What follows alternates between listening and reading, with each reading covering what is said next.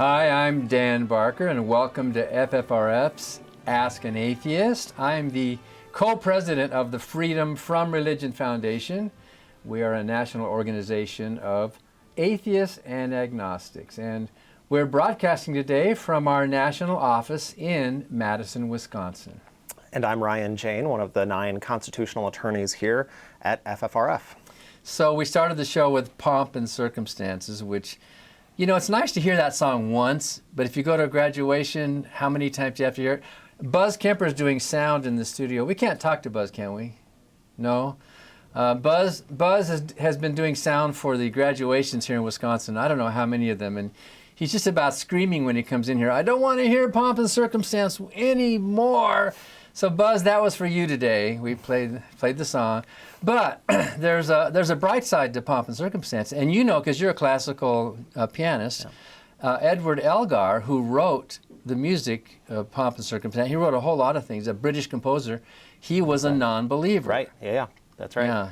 Well, and you see that a lot in old classical music sometimes where it was, you're commissioned to write a piece that's supposed to be for a church service or something, so it comes across as religious music, but then you find out in their private writings and whatnot that they were oftentimes skeptics, agnostics, and whatnot. So we can at least rejoice in that fact when we hear Pomp and Circumstances that he was a non-believer free thinker in his life. That's right.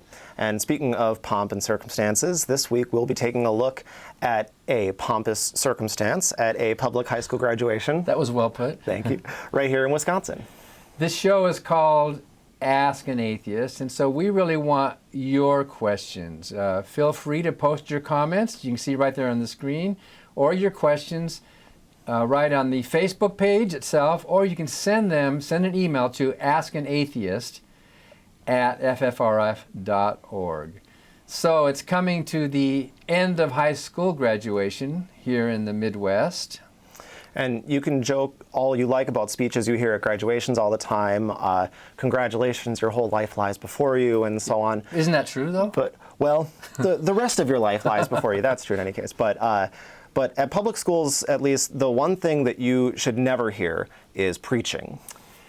In the Fox Valley city of Appleton, Wisconsin, the folks who attended the Appleton North High School ceremony got just that. They got preaching, courtesy of a local pastor in town who happens to also be an Appleton school board member. His name is Reverend Alvin Dupree.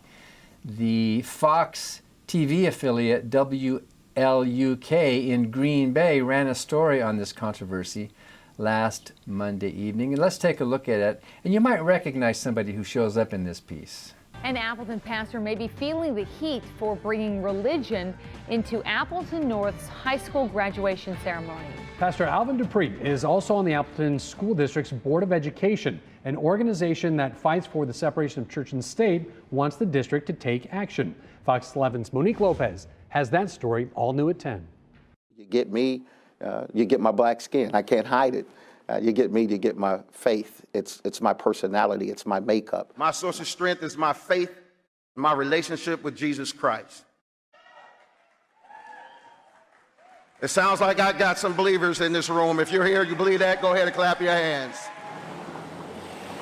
After a 10.5-minute speech delivered by pastor and school board member Alvin Dupree, the Freedom from Religion Foundation says they began getting complaints. Those complaints coming directly from Appleton North students and parents. It made those students who are not Christian feel like outsiders. They felt like, this is my graduation, and I'm being made to feel like this is not my graduation. This is a Christian community, and that I'm being forced to listen to Christian messages. I shook hands with over 400 plus students who graduated that day, and I can tell you over 100 of them, when they shook my hand, said, thank you, God bless you too. Dupree says he believes this is nothing more than a personal attack by a couple of school board members stemming from his work in the Appleton School District's truancy court. Because I've previously made it clear that it's my faith, my conviction that would not allow for me to be silent with the truancy court that went on for a decade. Dupree went on to include a student who died before graduation in his remarks. Can we just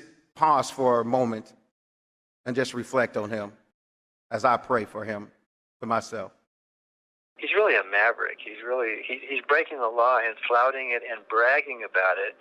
And in this country of laws, somehow those laws need to be enforced. Dupree then concluded his speech by changing things up a bit. It was typed out to say best wishes. But I'm changing their script to what I would say. God bless.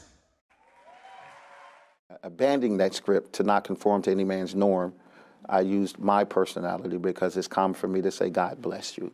And that's exactly what I meant. I meant, God bless you. An elected official does not have carte blanche to abuse his office, to push his personal religion on everybody else. The FFRF says it hasn't taken legal action yet. It says it wants to give the district a chance to correct the problem first. In Appleton, Monique Lopez, Fox 11 News.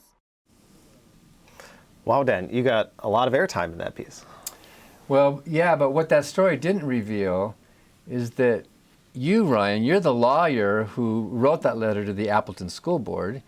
And so tell us about this. How did you find out about Reverend Dupree's unconstitutional antics? Well, it started 3 years ago, actually, or 2 years ago, excuse me, in the 2017 Appleton North graduation. We first heard that Dupree did the same thing, essentially. He spoke at the graduation. We knew he was a newly elected at that time school board member, and we got a complaint that just said the school board member, who's also a pastor, spoke at the graduation, spent the time promoting religion.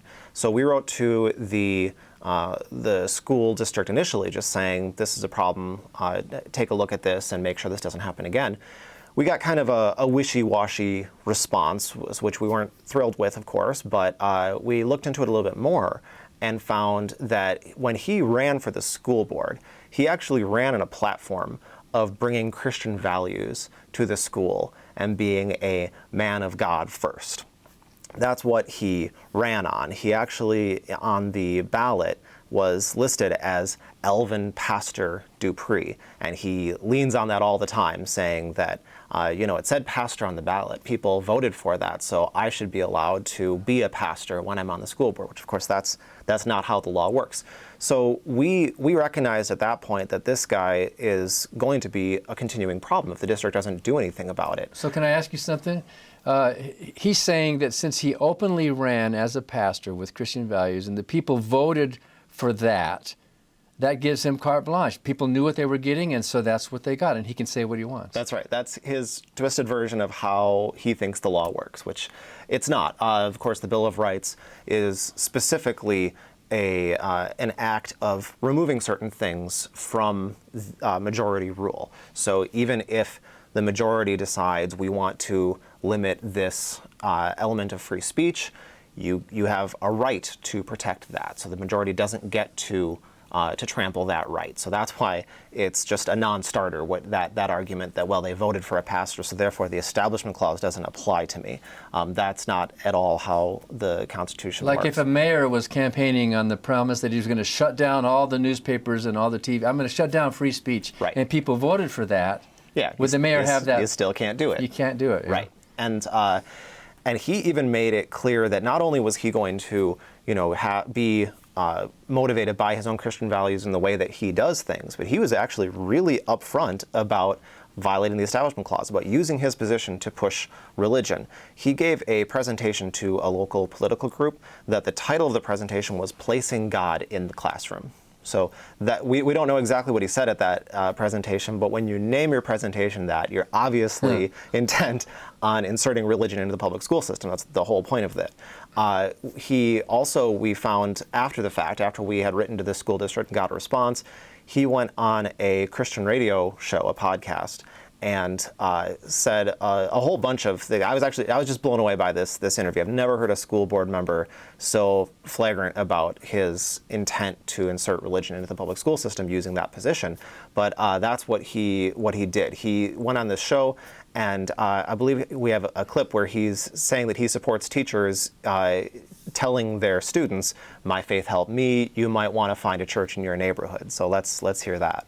But when there's an intentionality of not allowing people of faith to just be open, I think that's just a total infringement of the First Amendment right. Yes. And just having the ability to tell a child to pray or to go to school, to find a church or point a parent in that direction is kind of hurting our communities. So it's this bait and switch, right, where he says, well, if you silence me, you're violating my free exercise of religion, which, again, is just completely backwards. So there's an irony here. We saw in that news story that ran Monday night that Pastor Dupree made a point of his skin color. He said, I'm a black person, I can't hide that, and I'm a person of faith, and I can't hide that as well.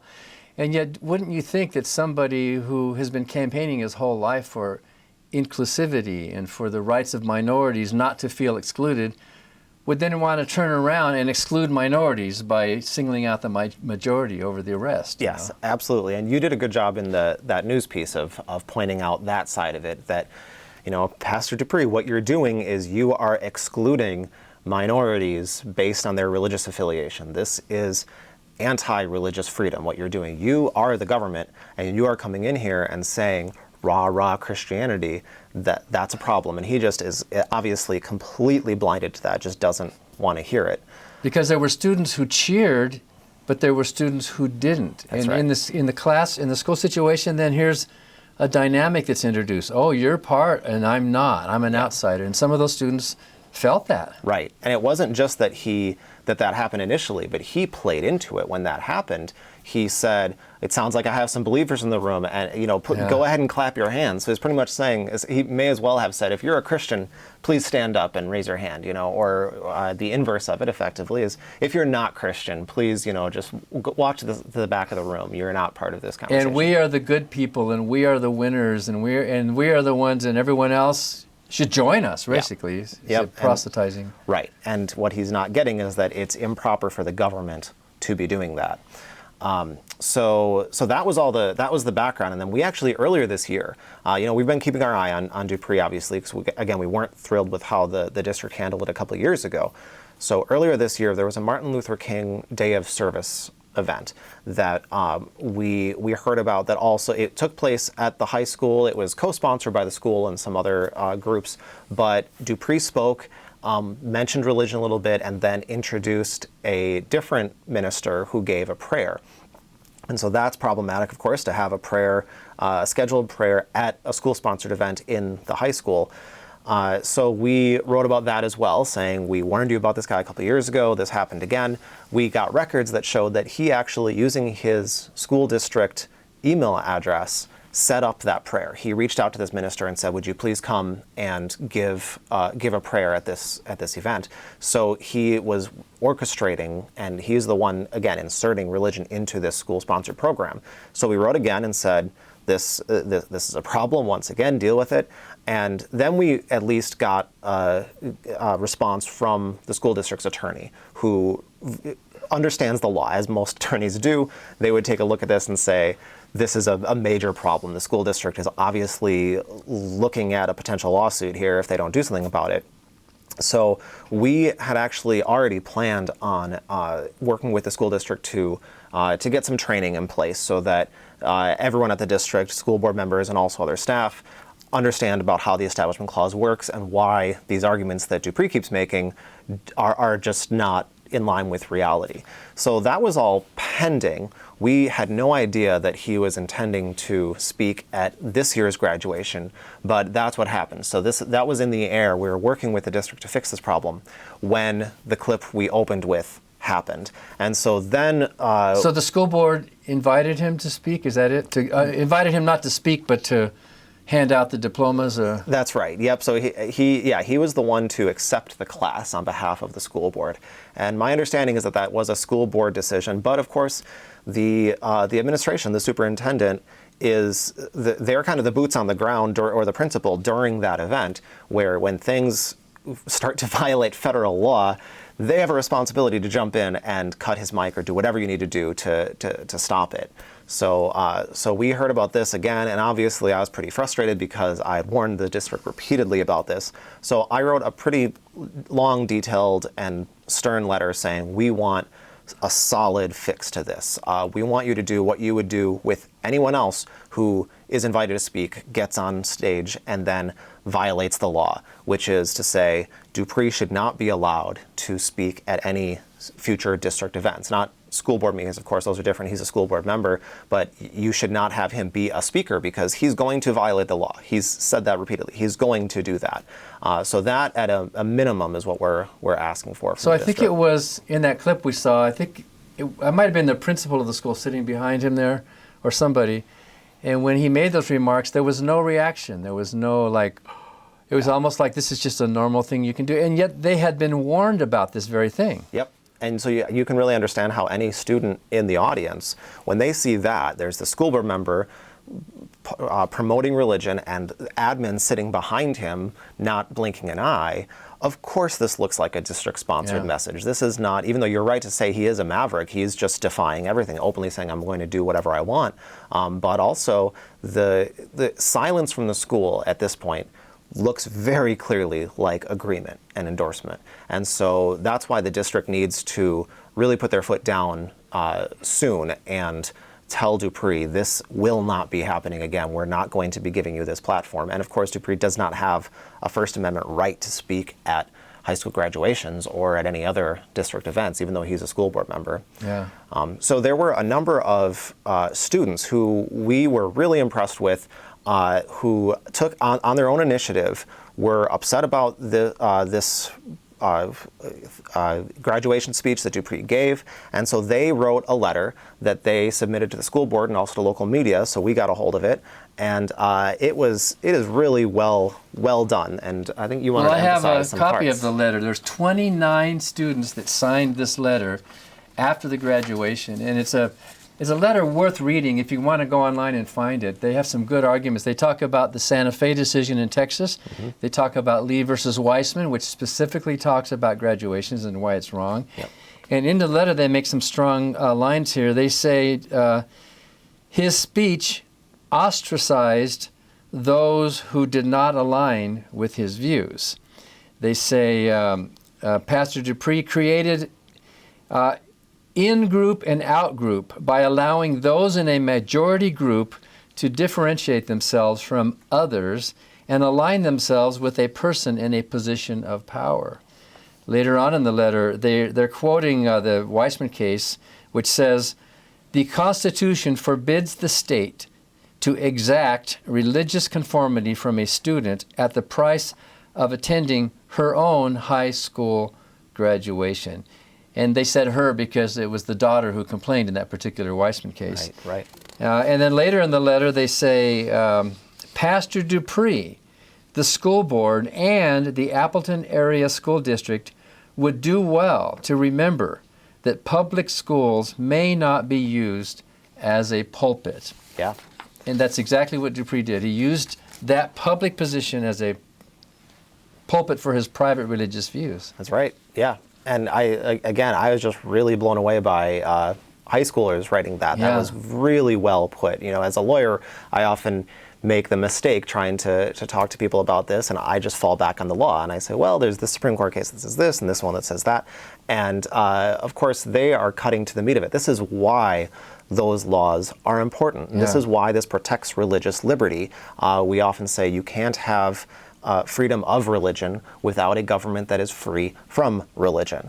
And this is why it creates division, it excludes minority religious and non-religious residents, and that's bad for everybody. It's bad for the government and it's bad for churches. So we complained as a result of somebody in the town bringing it to our attention, but we didn't know about this letter. That's right. These students all on their own decided this was injuring them as participants in their own graduation, and so they wrote this letter off, demanding that the school board do something. Is the school board going to do something? I expect that they will. So the board is meeting tonight, and I'm sure that they're, based on talking to their attorney, they are, and also comments from the superintendent, they are seeing this as something that needs immediate resolution. So I expect they'll be discussing this tonight. Also, if anyone's watching from the Fox Valley area, feel free to go to the meeting and express your thoughts on this issue. So hopefully we will be hearing by tomorrow, I would hope, on what the district is going to do about this, and then we can decide what's going to happen next. As I mentioned before, we've been working with the district about setting up training to try to fix this problem, generally speaking, in the district, but also specifically we're expecting that Dupree will be specifically barred from speaking at future district events. And the other thing that we've encouraged them to do, and I hope they'll be discussing tonight, is looking at their policy for graduation speakers, where you don't need to have someone up on stage that you are just trusting to follow the rules, and if they don't, you're going to cut their mic or something. What you can do, and I think it is a responsible decision by a school district, is to say all of your remarks have to be pre-screened by us. And if you then go off of those remarks, then we will be cutting your mic. It's just a blanket policy, applies to everybody. And that's also, it's not usually school board members who you need to worry about going off the deep end like this. It's oftentimes students. And what are you going to do if you have a policy that just says, well, you're the valedictorian, you have 5 minutes to say anything you want? There is a chance that that student is going to go up there and say things that the school is really uncomfortable with and doesn't want them to say. Like white supremacy rule. I mean, what if, if they were free to say anything they wanted, then it would be an open. Yeah, or hail Satan, anything that that might just make them cringe, like, oh, geez, this is, and they're going to get this flood of complaints. But if they jump in, after telling the student, you can get up there and say anything you want, don't worry about it. If they jump in and say, oh, wait, we don't like what you're speaking, now you actually have a free speech problem potentially, because they've opened that forum. They allowed the student to come up and speak. So that's why it's not a very wise policy to do it that way. It makes much more sense to screen it. Well, I hope one of the school board members is watching this show today and hearing your suggestion, Ryan. Yep, I hope so. Well, I made it pretty clear in the letter, so they've read it. But you know what? Well. I understand that school district has been very good, proactively good, about multiculturalism and inclusivity, yes, and about respecting the rights of minorities. They have been actively pushing this whole program of not excluding minorities. So you would think that soil would be fertile for some kind of a policy change. Yes, and the students did a great job too of complimenting the district on their efforts in that regard. And also, you can understand why Dupree is desperately trying to flip the script and say, he brought up some truancy court or something that I had obviously no idea about, and the people who came to us with these complaints, they didn't say, we're mad about this guy's action with some truancy court, and so let's get him on this other thing. But you can understand why he is really trying to say he's the one who's being persecuted here. And again, he just has his blinders on. He refuses to realize that he is the government here, and he's the one who is trampling on the religious liberty rights of the students. Well, we heard him say during that clip that I'm not going to conform to any man's norm. That's kind of the lingo you hear in a sermon. Yes. In the Bible, do not conform to any man's norm. But as an elected public servant, he does have to conform to the Constitution. That's right, and that was also that was the theme of his speech, was not conforming. And yeah, to him, that's just either conforming or political correctness is his shorthand for following the law in this case. So that's his defiance. Now, I believe we also have a clip of Dupree, or is that what was just on? Is a graphic, yeah. So you can read there on the screen exactly what it is that I can tell you personally, I will not conform to my policies to any policies that are put into place that are going to censor me, C-E-N-S-O-R me. It should be, I will not conform to anything. Anyway, he's bragging that he's going to just obey God's law rather than the USA law. Yes, and this has been the case for years now, where he is absolutely recalcitrant. He's defiant. He's saying, you can tell me what the law is, I don't care, I don't want to hear it. If you give me that microphone, I'm promoting Christianity. Yeah. And that's why the district is absolutely stuck here. They are going, whether it's from us or from someone else, they are going to face a loser of a lawsuit if they don't stop him. Because he's announcing, I know the law and I'm going to break the law. Yeah. He's announcing that, so that's pretty open. That's right. So yeah, do we have some questions? Well, do you know how to work this, or do I work this thing? You're the man upstairs. Is this the miracle of? Here we go. Questions for June 19th. That's today. Linda ESS asks, can FFRF post the letter from the students on Facebook? Yeah, we can, sure. I think. Yeah, absolutely. We can do that. And it's also, you can find it in the news coverage of this. The local newspaper is the Post-Current, I believe. Post-Crescent? Post-Crescent, that's it, yeah. They link to the letter as well, so you can find it there. But yeah, I think that is a reasonable request. And if you like Hemant Mehta's Friendly Atheist, he has a story a few days ago that also links to that letter. But we'll put it up somewhere on our website. Yeah. Faye Thompson. If this happens at my school, what can I do? I know we've had pastors give speeches in previous years. Is there any way you can send a letter before my graduation so I don't have to listen to their fire and brimstone nonsense? Do we have a mechanism for that here?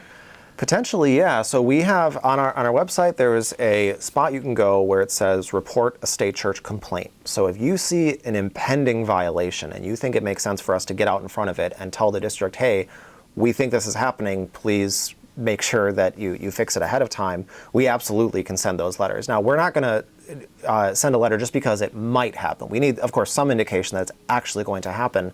But if you were told by an administrator or a teacher that this is the plan, this pastor is going to be speaking, and you think they're going to be using that space to promote religion, then absolutely reach out to FFRF, go to our website, and we can talk to the superintendent, try to get that fixed ahead of time. And it's great to do that when you can, because then you're in a much stronger posture, of course, where you can say, like in this case with Appleton, the district should have known. There's no reason they should have let this happen. Whereas what tends to happen more commonly is it surprises you, where it's either not a minister, it's just a random teacher, a random person who comes up, and then it happens where they are promoting religion. Then we hear about it, reach out to the district, and the district can say, oh, we had no way of knowing. So if you get a complaint from a student who says, help, they're going to pray at my graduation next Tuesday, can we get a letter off in time? We potentially sure can. So sometimes the very day, right? That's right, yeah. If there is something, especially when it's that immediate, we have a really well-oiled machine between our intake team and what we call our strategic response team, rapid response, to identify these very time-sensitive issues, get them to the right attorney and say this needs to go out immediately. And a lot of times it's within a couple hours that we can throw this together, get it out there, and get the issue sorted out. So you mail a physical letter, but also email. That's right. So we're able to email it to them, get that to them immediately. And if it's really urgent, we might even call the district and say, we just sent you an email, we need you to address this right now. Wow, very good. Okay, so here's another, Tyler James Ernster. Thanks for watching the show, Tyler. How can we change the minds of people who think it's not only okay to integrate church and state, but who believe that that is how our country was founded? Well, we saw the ad for Andrew's book at the beginning of the show, The Founding Myth, Why Christian Nationalism is Un-America. So Tyler, we can educate, and we have FAQs about this. There are books about this. And if you need somebody to be educated, let us know. We can send you links. We can send you a copy of Andrew Seidel's new book, or show you how they can acquire that book. So you'll hear it all the time if you listen to Christian radio, that it was in God we trust, in one nation under God, and George Washington said, so help me God, or you know. So Andrew and others have done a great job of debunking this myth that we were founded as a Christian nation. Yeah, and the book is definitely a deep dive into the history of it. But if you want a quicker version of it, quick refutations to some of the common talking points, you can find those online pretty readily, I think, with the various people we're talking about in YouTube clips and debates and their articles that they've written. You can see a lot of just the simple refutations when people say this is a Christian nation, or the types of things that people, we often say, like pseudo-historian David Barton is just notorious for putting things out there that support that narrative, but are not supported by historical reality. And he's even had to admit that some of those were, he didn't say I fabricated them, but I think he said, well, I didn't go to the original source. There actually is no original source. He's blaming someone else for his mistake. Right.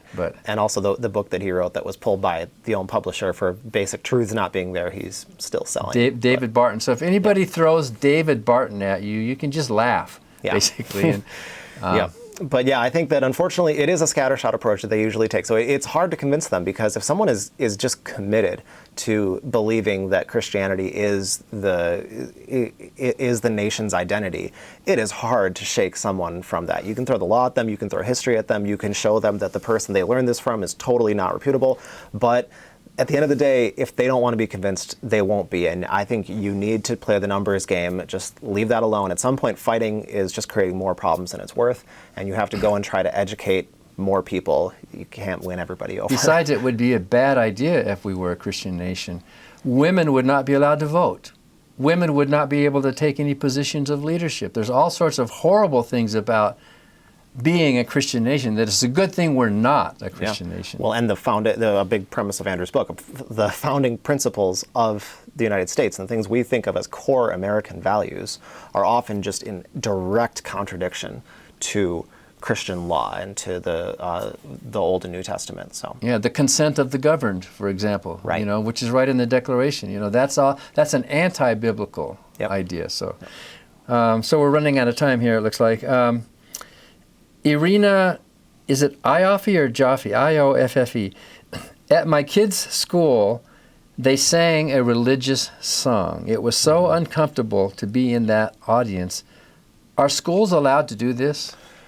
Yeah, so this is a big question. I think we've done Ask an Atheist shows on this before. It's actually the most common complaint that we get at FFRF is on religious music. And it's tricky only because what we mentioned at the opening of the show, so much early music, especially, happened to have a religious character. Where if you're studying Bach, for instance, so much of it is going to be his Mass in B minor, and someone might jump in and say, "Oh, that's religious. You shouldn't have that." Or Handel's Messiah, and it's like, well, yeah, it's religious, but this is a huge piece in the history of music. If you cut out all of the religious music, you're not going to get a thorough music education. So the basic rule is you need to have a music curriculum that is designed to educate.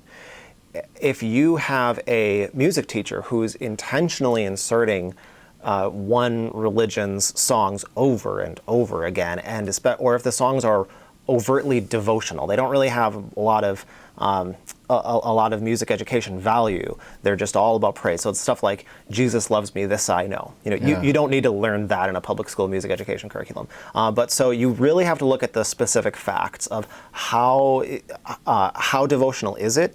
Is it a mixture of religious and secular songs? And what is the history of this teacher or music director? So there is no short and sweet answer to, oh, there was a religious song, is that permissible? Unfortunately, it's the classic law school answer. So you're looking at the intention, basically. What is their intention? We would not complain, for example, if a holiday concert had one Christmas carol mixed in with a whole bunch of other holiday music. That's right. But if the whole program was Christmas carols, and especially if it were being held in a church, well, then obviously we would complain about that. So. Yeah. If it, like you say, if it's educational, yeah, we should include, a Jewish tune and a Christian tune and maybe a Kwanzaa, whatever tunes. Is there a Kwanzaa tune? Yeah. Then that's good. That's educational. It's showing diversity. Right. So wait a minute. I pushed the wrong button here. All right, here we go. Steve Larch.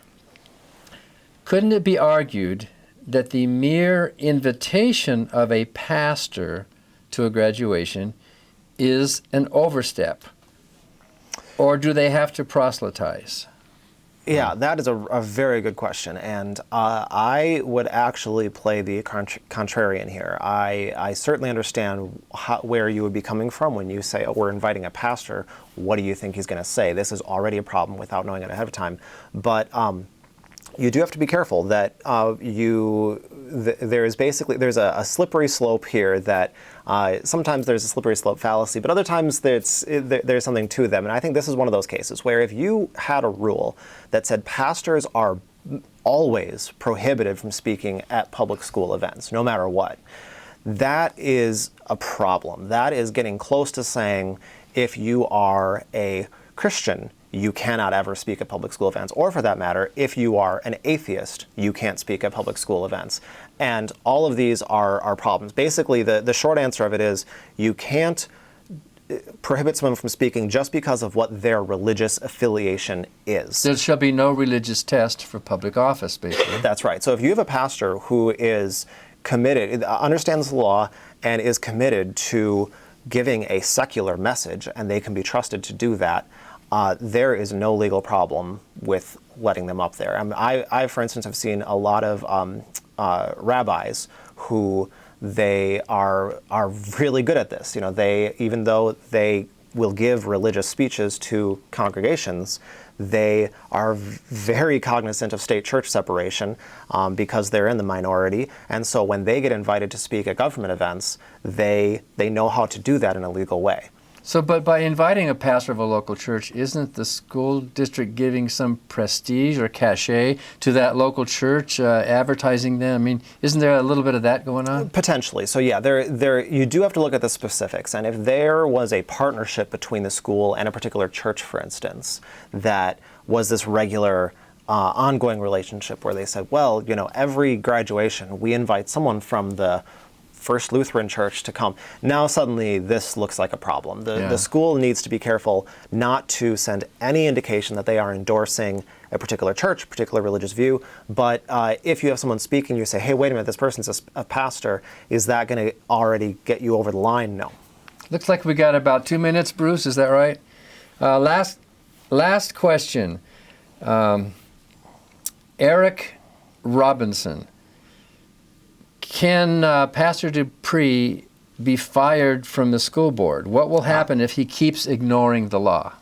Yeah, that's a really good question. So this is a strange circumstance where he's not a teacher, he's not an administrator, so they can't just easily fire him. He's an elected official. So in Wisconsin, you would need to have a recall election to actually get him off of the board, and that's not likely to happen.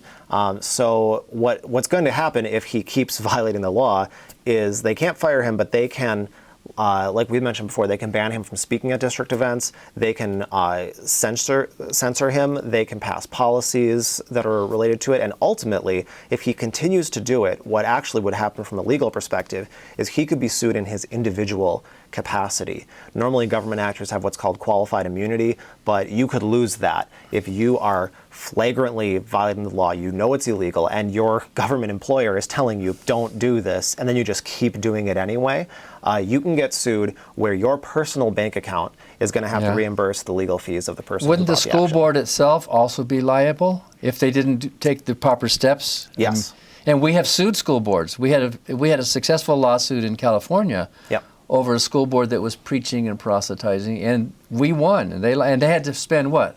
How many? $250,000. A $250,000 defending a losing lawsuit. Yep. So the school board itself could be liable to legal action if they're not taking proper steps. It'd be kind of like having an anti-harassment policy at your workplace. If the leaders don't protect and take things seriously, they could be liable as well. So that's right. Yeah, and that was Chino Valley, California. There it was multiple members of the school board, which is why it turned into this huge case. Here, it's one rogue member, so hopefully the school district will do the right thing. So I guess we're out of time. Thanks, Ryan. Yeah. Thanks for doing all the heavy lifting on this issue. And thank you for watching our show. That's our show for today. FFRF's Ask an Atheist on Facebook Live. We invite you to become a member of FFRF. If you're not already, you can help us in this vital work to keep state and church separate and to educate the public about the views of the nones, the non-theists, atheists, and agnostics. Visit our webpage. You can see it there at ffrf.org, or pick up the telephone. You can dial 1-800-335-4021. And one way you can help FFRF is by contacting government officials who violate the law. If you want to receive FFRF action alerts on your smartphone, you can text FFRF to 52886. Data rates might apply. Again, that's text FFRF to 52886. Well, we'll see you again next week for another episode of FFRF's Ask an Atheist.